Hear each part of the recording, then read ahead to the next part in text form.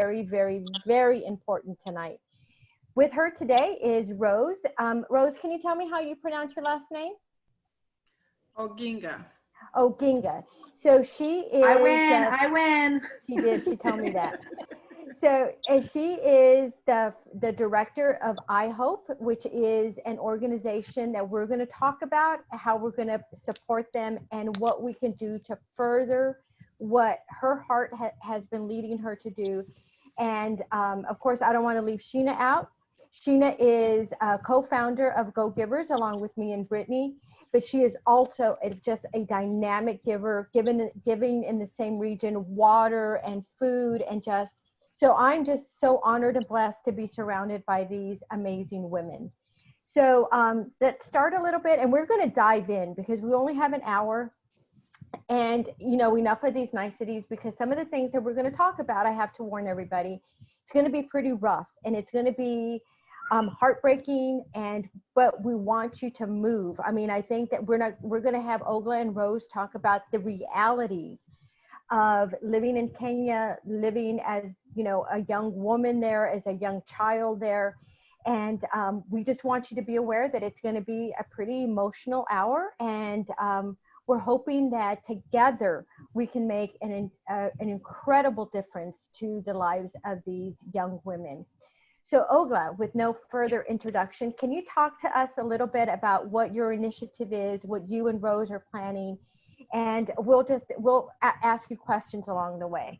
Okay, absolutely. Thank you so much for having me. It's so amazing to be just in company of all the ladies on this panel. I mean, Grace and Brittany, all the conversations we've had on the backdrop, that's kind of led us to where we are today. And then Sheena, just all the work that you're doing, and what a giving heart you have. And, you know, we are so aligned in that. So for those of you that don't know me, I'm Oglah Gatamah. I've been with Keller Williams for 4 years. I started out as an agent, then became a team leader the same year, then recently became an operating principal. So this position of OP is really giving me an opportunity not to be in the day-to-day of the running of the market center, but yet I get to spend time with amazing ladies and really do some of the things that I'm really passionate about, which is bringing change to the world, one life at a time, both here locally in the US and also internationally. Why don't we do this? Let's have Rose talk to us about Ihopee, because what happens is when we dive directly into what we're going to do, it's going to get really deep and emotional, and I don't want to, not have her share like all the other work she's been doing with organizations. So Rose, if you can take a minute to just, tell us a little bit about Ihopee, why you do it, your team in the US, and also in Kenya, and some of the initiatives you've done, and then we'll come back to the topic of the hour. Thank you. Thank you guys for having me. Go Givers, I'm proud of you, proud to be here, proud to associate with you all, and thank you for all you do. I'm blessed to be among you. My name is Rose Oginga, as has been mentioned earlier.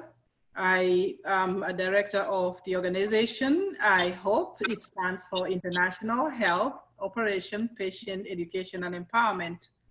Basically, just that tells you everything, but focus on the term hope. We all hope for something, and that hope is why you're here. That hope is the one that pushes you to the limits. So we are an organization that works with North America and other international areas, including Kenya. So Kenya is a main focus for now. What do? We work on healthcare and we work on education. More so, we are focused on education in all areas, regardless of where you are. Who am I? I'm a mother of 4. I do have career changes. I was a teacher for 15 years. I am a nurse currently, so I am putting all together and nurturing a whole human being. Hence, I believe in whole treatment. So when you nurture somebody, you educate, you provide health, and all the person can do now is be more healthier. Healthy in financial aspects, socioeconomic, and all the other aspects as well. What have we done? We began in 2014. We got established in 2017. We are 501c3 that enables us to work with as many organizations. What is our uniting factor? We are building partnership together. That's our main goal, because I cannot do it alone, but with friends like you, we can lift a whole bundle of difficulty, concerns, and challenges. So basically, as I said, we began in 2014, got our establishment in 2017 with a 501c3. Having said that, we are doing what we call educate, empower, and equip. So we are equipping people or young people who are the youth, the children, and the mothers. We always believe when you give a mother something, a woman, then the whole village gains. But if you give a guy, I'm sorry, it's only one guy unless he has that big heart. So we try to work in that kind of atmosphere where we lift the woman, we lift the young girls, and we lift the young men as well, because the young men will realize that I was lifted by the young woman when I was young. So we have had an opportunity to serve 200 students with uniform. We have also been able to share books from here in the US to Kenya, which are now serving over 10,000 kids. This was not possible without the help of friends, well-wishers. I must confess that one of the team, Rotary Club that I am of, was very influential, Riverview Rotary Club, that I keep mentioning because without them, it would have been very difficult. Books for Africa was very essential at this. They enable us also to send books to Kenya, which are now serving 15 schools. That's why I say that it's over 10,000, and it is as they leave, other people come in. So it's a huge blessing. Because of the shipping, we did realize it's very difficult. So now we are working with the locals to get these books from within and serve the community and make it possible for the rest. Our organization is a voluntary organization. We all volunteer our services. Hence, it can be tiresome. Many people find it very difficult to offer their services without pay. However, we have seen a lot of blessings when we do the volunteership. So what happens is when we bring in people, they come and serve one time, several times, and we are so blessed. We have over 200 people actually based in Kenya who are helping with our continued work to meet them on the ground. So we are very well connected thanks to Global World. So in brief, that's who we are. And we are so much blessed by leaders that are working with me here. We have a Canadian who is helping us as well. Her name is, if I have to mention, maybe time is short. We have our Canadian friend. We also have Chicago leader. We have California leader. Texas, we have 3 of them. Here in the Tampa area, I have a very close friend of mine, a Rotarian, a KW, like you guys. Oh, yeah, the best. Amazing. Maybe some of you know her. She's our treasurer. Thank you. Thank you, Well, Rose. thank you so much, Rose. I think, you know, we used to, it's what is interesting is it's just something about Kenyans, especially Kenyan women. When we're out here, we actually have 2 full-time jobs, meaning our US side careers and family and responsibilities and the community events we do and the engagements. And then our other responsibility is, you know, back home in Kenya. And we do this full-time 365 days. We don't have days off. We work most weekends. We have calls at night. It's the only time we can do it. And you can imagine on this project, you know, Rose is a nurse. So her shifts and my shifts, we've just had to figure out a way to do that, but we're very committed to this. So, you know, we've done our own projects individually. I've been active in Kenya, you know, doing projects since 2014 too, so kind of the same time.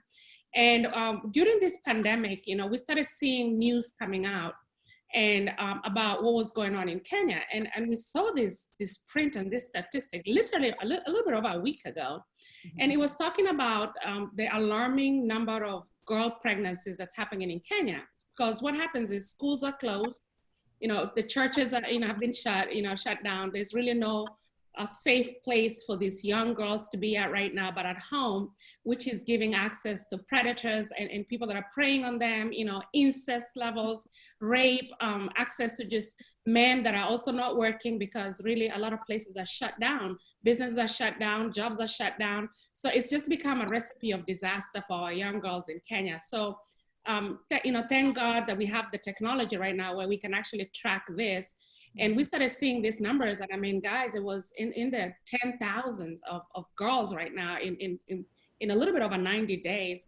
There's a county that actually has just tracked over 4,000.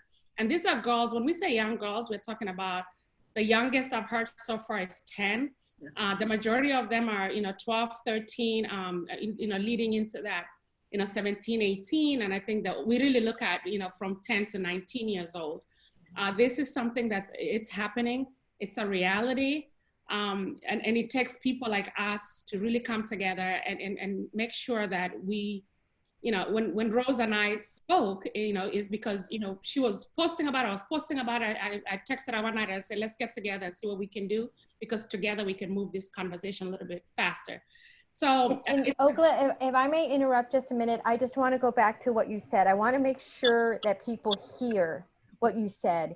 We're talking about 10 and 12-year-old little girls that are being raped. I mean, for all of us moms, for all the dads out there, just put yourself in that position. I mean, here in America, I mean, that person, I mean, I just can't even talk right now, because that for me has been the most heartbreaking thing that you have ever said. I mean, when you said that to me, a 10-year-old child, what in the world can the devil be doing out there? You know, it's up to us to help you do whatever we can, because it is not it is not sustainable in my heart, in my lifetime, to have this without us stepping up. So I'm sorry, go ahead. But 10, 12-year-olds. I think it's important to slow down, and you know, and later on at the end, I hope I'll get a chance and strength to read a poem that I wrote to share with you about a 13-year-old perspective that's going through this right now. And that's just in my imagination. I can't even imagine the reality. It's just when you know, when we're not talking about so much the cities. I think girls in the cities are a little bit more vocal and sharp and exposed, and there's, you know, social media, and there's ways for them to share that information.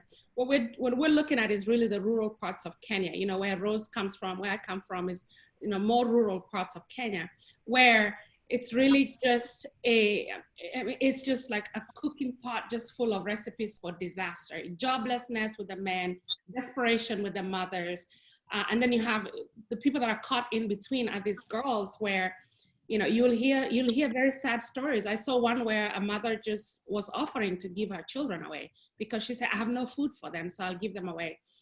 But this is something that's very, very serious. This is something that, you know, we want to give a cry out, and we're reaching out to all levels, including governments, to really reach out and just make sure that the government knows and the man knows that you're on notice and somebody's paying attention to them, and really get, you know, create an outrage. You know, and we've just sent messages to every woman we can think about in Kenya. Let's create outrage in society to make sure that, you know, we can do that. Now, we cannot solve the entire problem, but we created a plan where we can really get awareness and education, and very fast. We don't have, if you think about any minute that we waste not dealing with this, means that another child is getting impregnated or getting raped or molested or exposed to incest. Now, the other difference, Grace, is when they're being, you know, when there's incest going on in the home, and you have no school to go to, and your mom is not going to work, or even, you know, is trying to go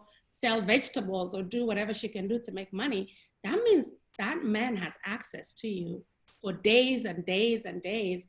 And Kenya just extended the restrictions for another 30 days and suspended school until 2021.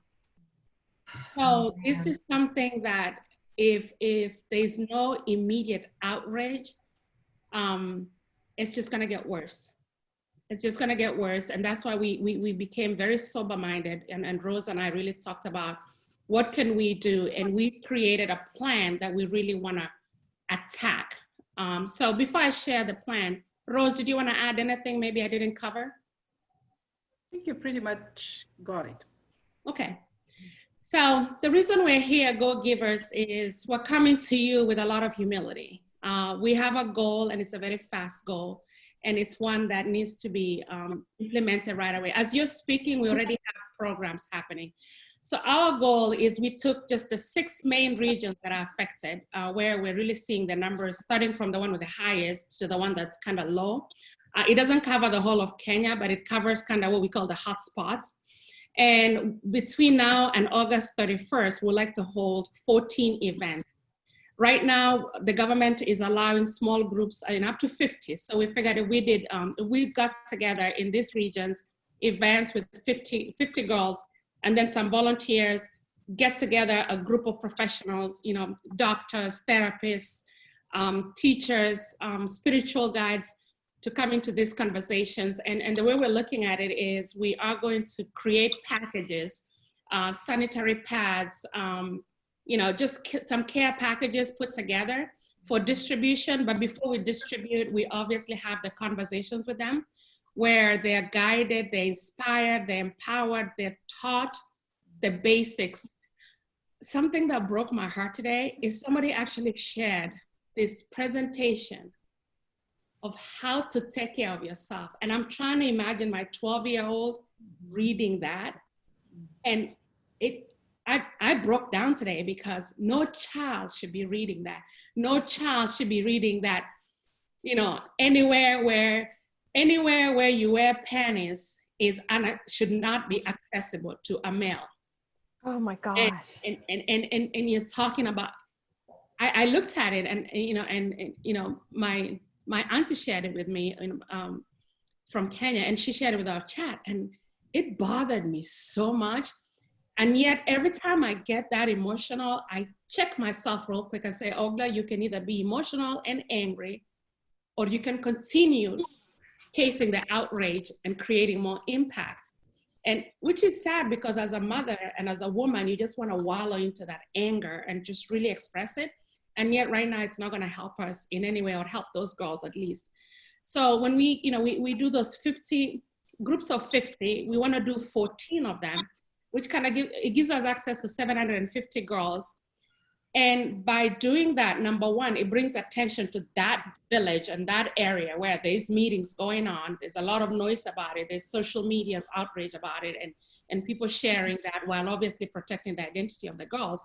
It's just to show the government and show the locals that you have been put on notice, but also brings the girls to a safe place where they feel heard, and and they can at least learn something. Because if we can't save all 50 in that setting, if we saved half of them, would have at least made a difference. Now, if those girls that we speak to, if they just spoke to another 10, we'll literally have touched 7,500 girls by August 31st. So that's the goal. And I know it's just gonna grow from there, because the more attention we have on it, the faster it's gonna move forward. And in the group that we're working with, we have one of our great friends who is a top gospel singer in Kenya. We're leaning on her eventually. Maybe she can write a song very quickly. We can help fund the production of that song, because one thing about Africa and Kenya is anything that's on a gospel song goes faster. You can share it on YouTube. There's a lot of these girls that have cell phones and Wi-Fi. It can get to them. Like a girl code type of song, to just really inspire the girls and let them know that there's somebody watching and there's somebody paying attention. We also have one of the first petroleum engineer that comes actually from my local hometown, and she has a girls mentorship program, and she's been targeting more of the university students, the college students, but she's on board also to use her platform. So we have a few powerful Kenya women that will actually help us move this conversation faster. And as we're speaking right now, over the weekend, we have about 300 girls going through this. So things are moving really fast. What we need is finances. So to finance that for 50 girls, we would actually need, believe it or not, a $200 budget. $200, a dollar is 100 Kenya shillings. That's 20,000 Kenya shillings. Each of those packages, when you look at it, is 100 shillings, meaning each of those packages is $1. Oh So my if you gosh. contribute $1 right now, you can just, if you do $100, that's 100 girls that will be touched with that package, but also bring them into the meeting. So our immediate budget right now is $2,800 that we need to raise really in the next few days and get this going. And then we're gonna keep coming back and obviously updating all of you to see where we are, because I would love to touch the whole nation if that's possible. I would love to go viral with it. I would love to work with, one of the biggest needs of girls in Kenya is, sanitary pads, access to sanitary pads in the rural areas. There are some great young people that have, put together a sanitary pad factory in a town called Kitale. We could just partner with them and have them do some messaging around that and package it. So there's so many ideas, but the immediate need is to congregate these young ladies, bring in the professional team, which is actually going to be led by Rose's team that's on the ground in Kenya, the 300 volunteers spread out and hit these regions very fast and get the message out. Mm-hmm. So Oglah, tell me again, $1 is going to touch one girl. Is that correct? Yes. $1. $1. Okay, that's a sweet tea at McDonald's for me in Savannah, Georgia. Without Texas. Yep. And I think this is an amazing platform for, I always bring this up, but Go Givers. Sheena and Grace and I kind of came up with the idea, of course, because we want to give back, but also we were hearing such negative things. And all these agents want a plug and play on how they can get involved in their community and how they can give back. We have such an influence of our communities to be able to do so. And this is right here, an amazing opportunity for every single Go Giver, every agent that we know to share this video, to share the flyer that we posted, to share, to spiderweb out and get as many people as we can, clients, their kids. We know a lot of Go Givers who get their children involved. Sheena does it as well. There's such a big platform on Facebook to get people to donate $1. $1, even if it's just $1, it just blows my mind. And I know good and well that every agent, every viewer here can sacrifice one McDonald's sweet tea. So it's great.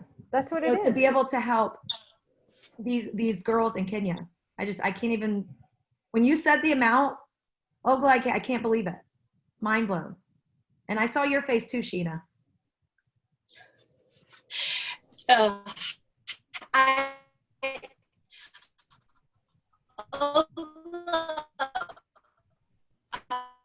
I think we have Sheena, to come back to Sheena. Yeah. Sheena, we can't hear you, Sheena. Wi-Fi is. Yeah.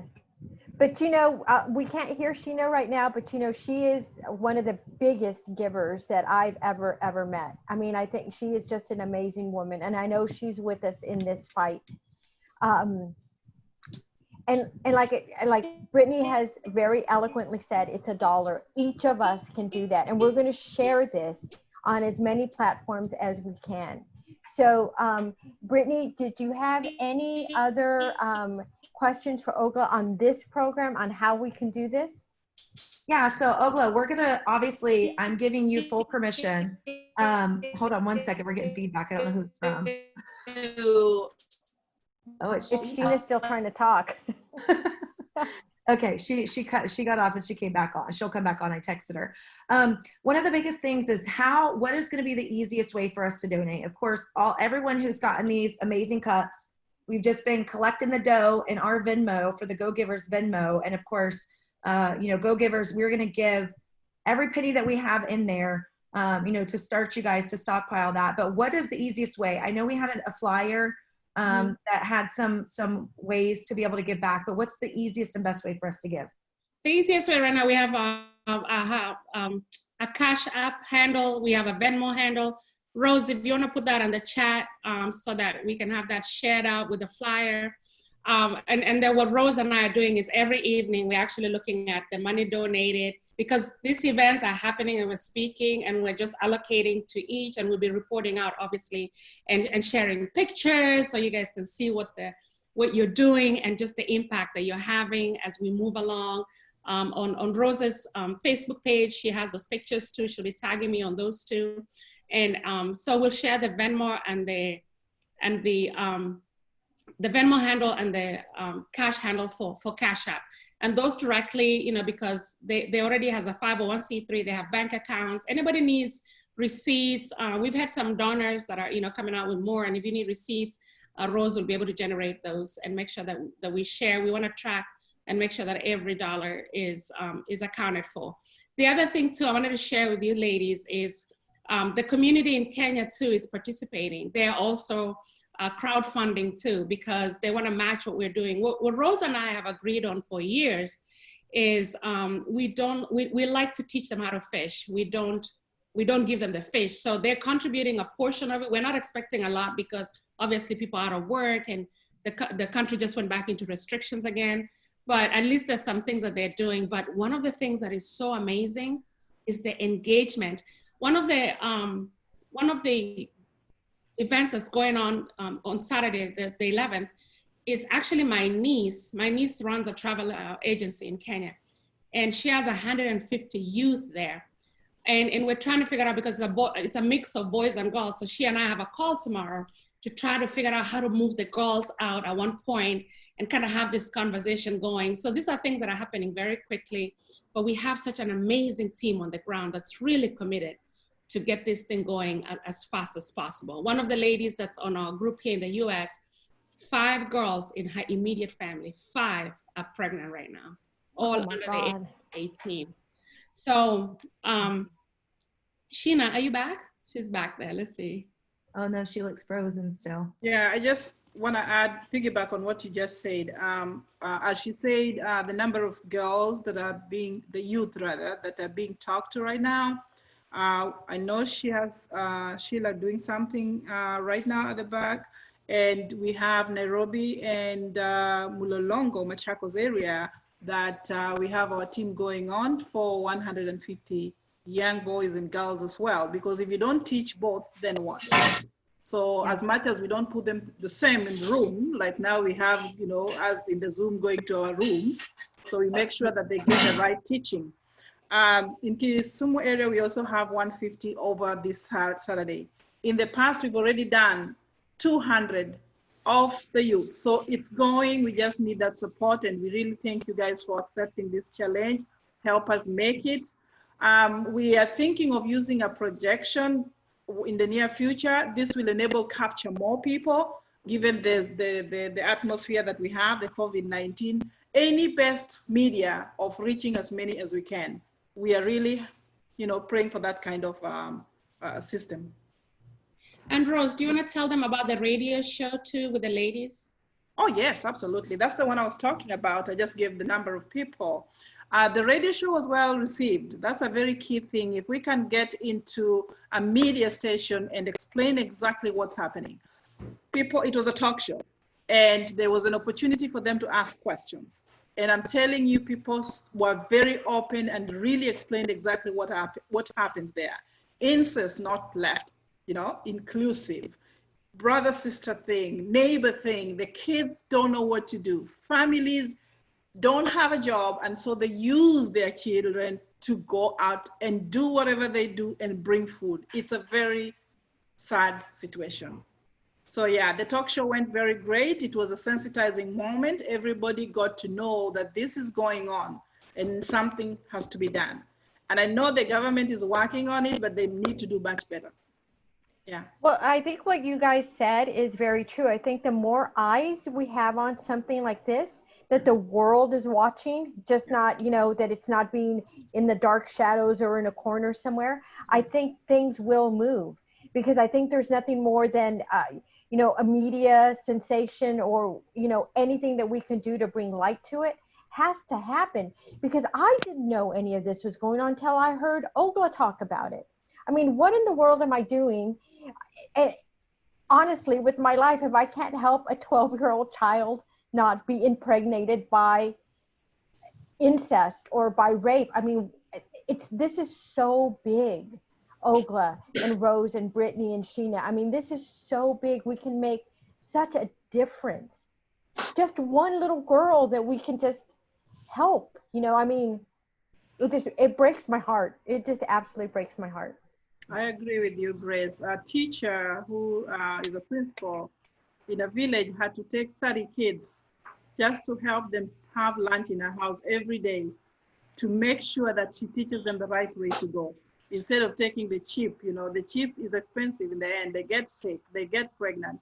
30 kids with their own money every day having lunch, offering the sanitary towels because she's trying to protect them from the world. It's just sad. Yeah. It is. It is. And it puts a lot of what we're going through and what we believe is like devastation, like wearing a freaking mask on our face or whatever. It puts that into such perspective that our lives are so blessed, and we sometimes lead with blinders on. We see our world, we see, the issues that we're having, but we don't open up our eyes to see what's going on in the world. And we're all children of God. We're all related. We all need to take care of each other.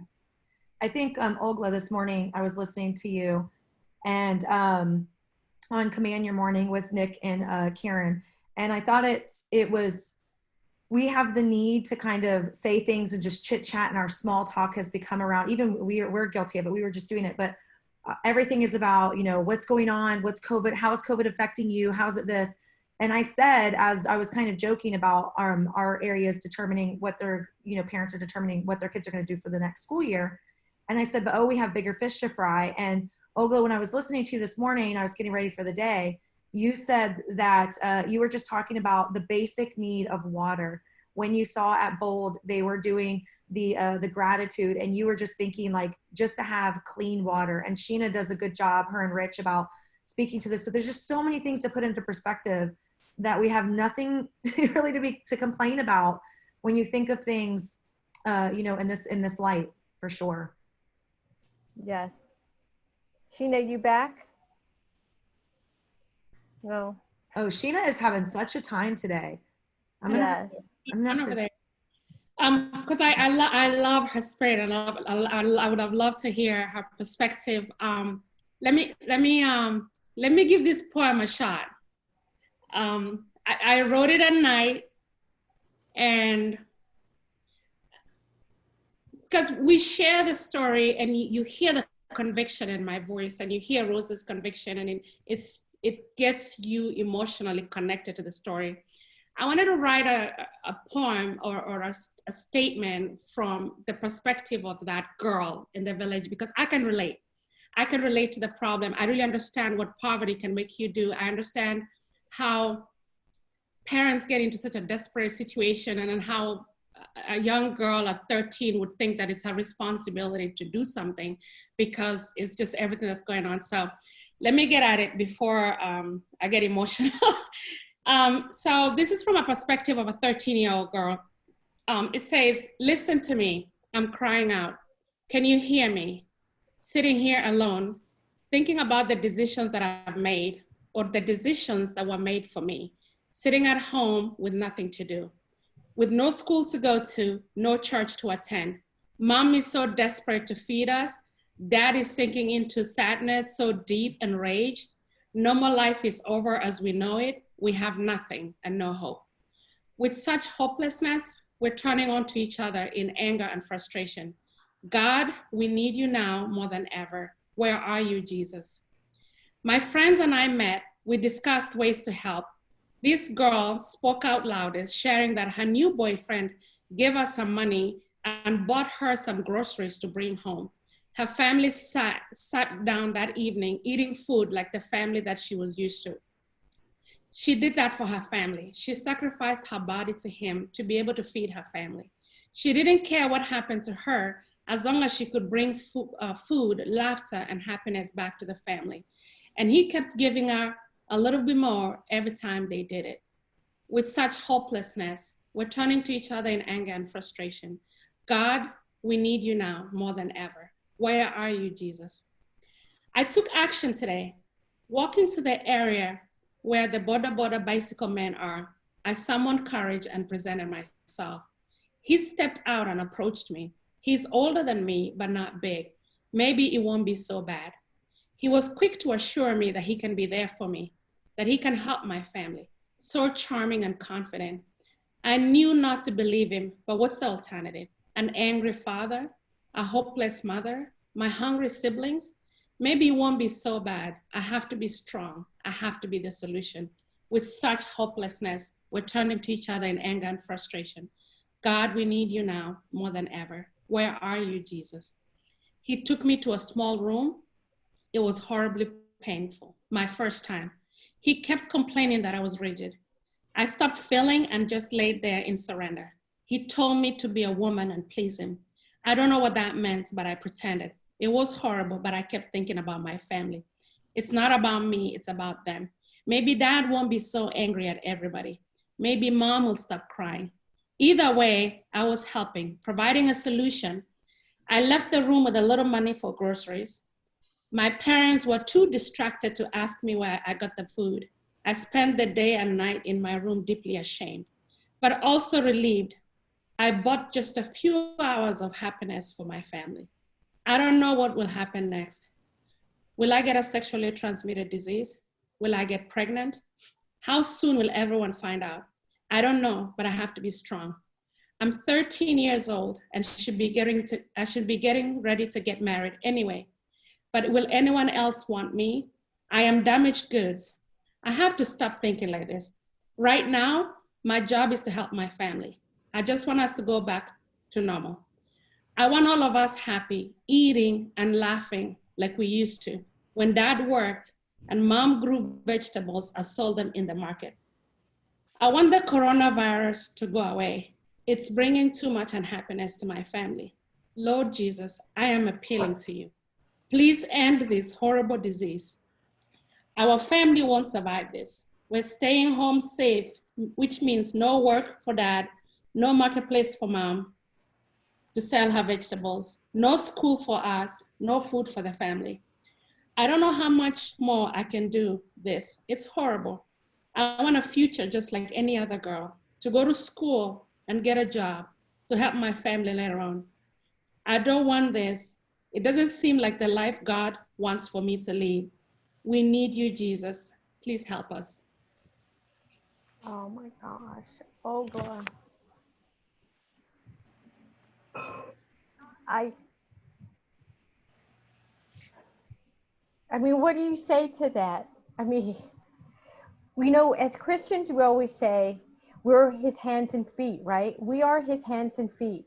Crying out to Jesus in that poem, it puts us on notice. If we really do believe that we're his hands and feet, we have to step up. That's it. That's it. We have to step up. We're his hands and feet. Tina texted me, so I want to read what she texted. She cannot connect to the internet. And she said, what I'd like to say is that I share you and Grace's perspective on how damn lucky we are. I think that what is happening to these young girls is an extraordinary tragedy. And if it were happening in America, we would be on the streets fighting just like these girls. Keller Williams is the largest brokerage in the world. Let's use our power for good. Let's get 2 agents from every state to commit to helping 100 girls. They can tell their social networks and their clients that the next person to contact them to buy a home or sell a home, they will trigger the donation. Together we can do more. And I'd like to start by donating $1,000 from my team. Oh. So, yes, I agree. I think that this is such a minute and minor thing. And I think that Sheena is an amazing example of, like I said, how we can use our platform and be able to speak to our clients and let them know how we are giving back and how how these things do affect us, and we're talking about it. We're presenting a platform to have these discussions. And of course, I can't let Sheena beat me. So I want to say the Lux Realty Group will also commit $1,001 to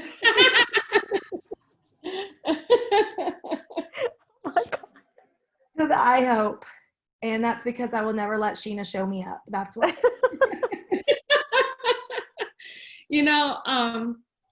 I just want to share with you guys that I truly know what we feel is a sacrifice. And I've been in the United States for 20 years. I've never brought myself to have the confidence, and my kids think this is weird sometimes. I've never brought myself the confidence, even as an OP now and all that stuff. I can never walk into a store and buy a designer bag. I just can't. I've never bought a designer shoe. Never. Me. Because I go to Kenya every year in the summer. And we mobilize all the resources, and my family has gone without, because if you ever get there and look at the hurt that happens, it's incredible. It changes the way you look at things. It actually resets your soul.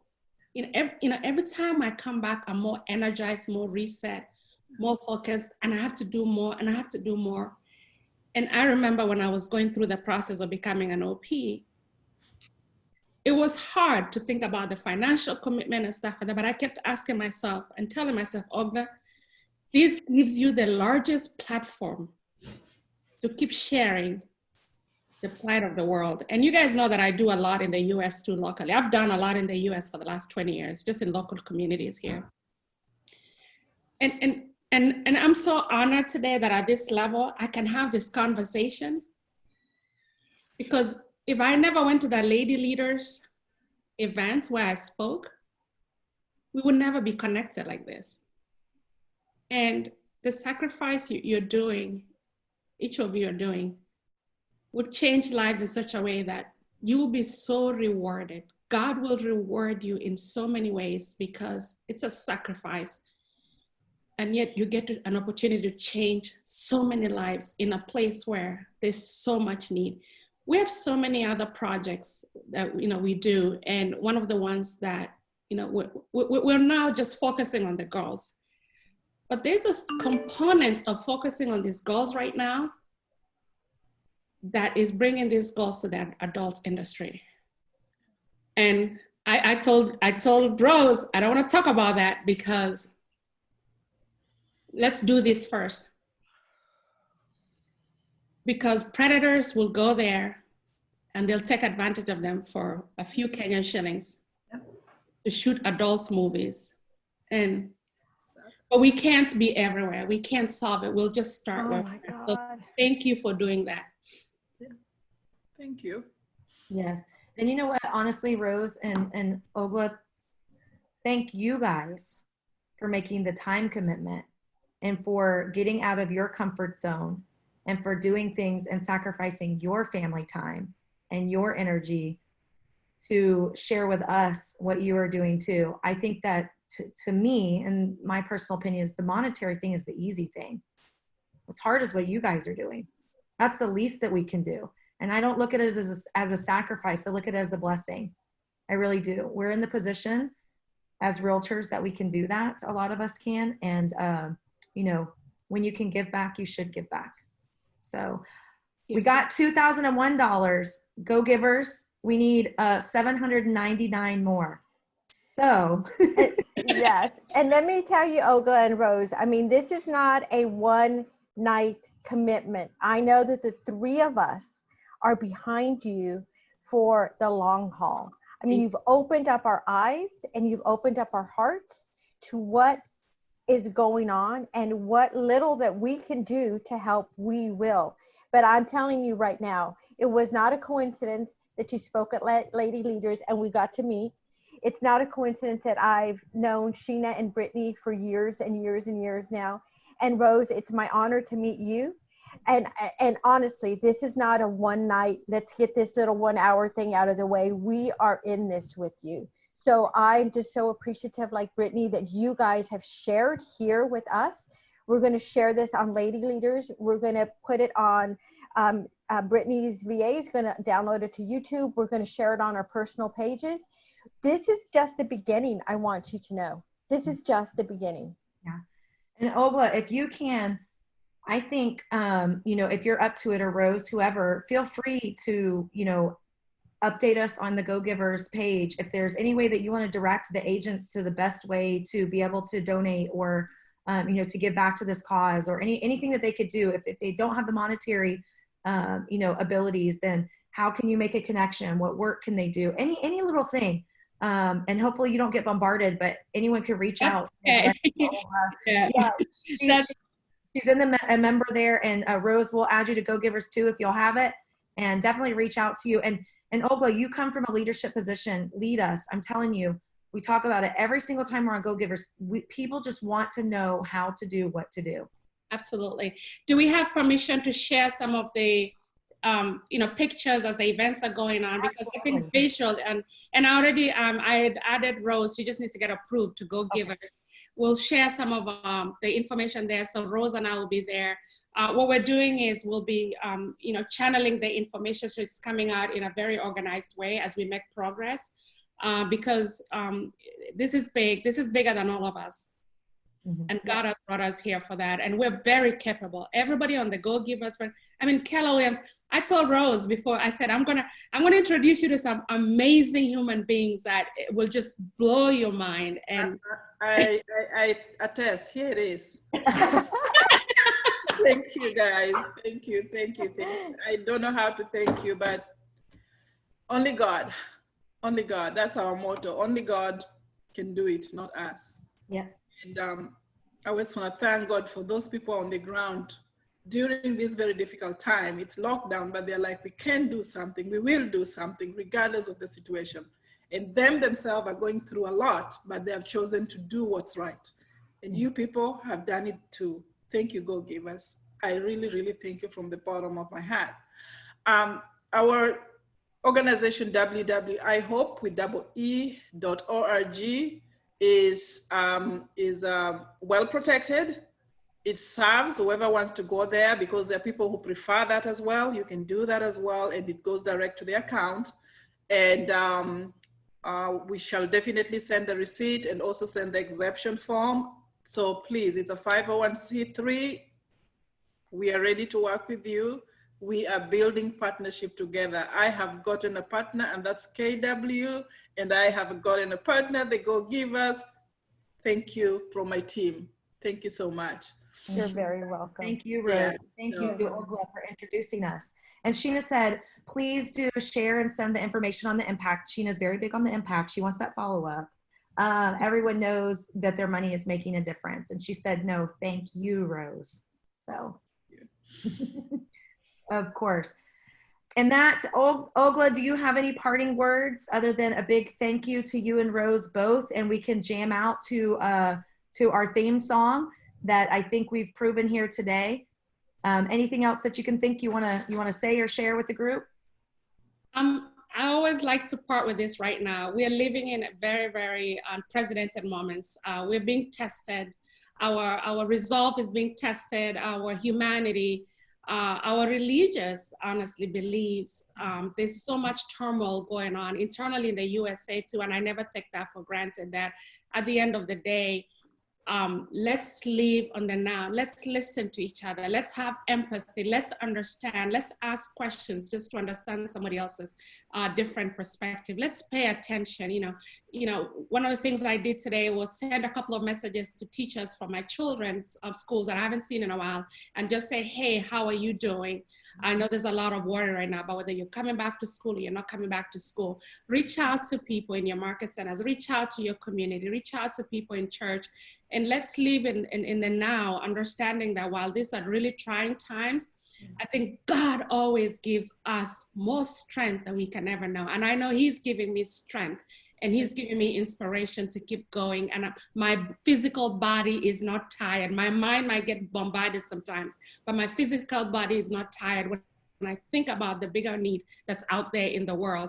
And the last thing I want to share is the reason why, Grace, you mentioned this, that people don't know what's going on in the world, is there's not enough of us, me, Rose, speaking about it. So when we get into a platform like this, when we share this story, please go on Google, If you go on Google, you'll see the entire statistics, and it's actually going to shock you more than what we just presented over here, where 300,000 girls got impregnated in 2015 in Kenya under the age of 19. 1 out of 5 has kind of experienced some sort of sexual experience of some sort, whether it's rape or incest, or just, you know, being in bed with a man, you know, in a situation where they have no control because they're children. And you'll see that online. So educate yourself, take a little more time to do research, and then share the story. Because one of the things I've realized in this world is you never know who you're talking to. You never know who has influence, because my biggest thing always, even with the government of Kenya, is influence it in such a way that that funding that's given by the World Bank or the World Health Organization is given in contingency of them being able to tackle the problem and reduce the problem. I think when you touch the money that goes to the government, it's actually going to inspire them a little bit more to take action. So we start small, but we can lend our voice to a bigger issue and really impact the world. So thank you so much, and God bless you. Absolutely. Thank you. Thank you, Oglah. We love you. And we will play your theme song for this out. Thank you, Go Givers. 799 more girls. Let's do it. For sure.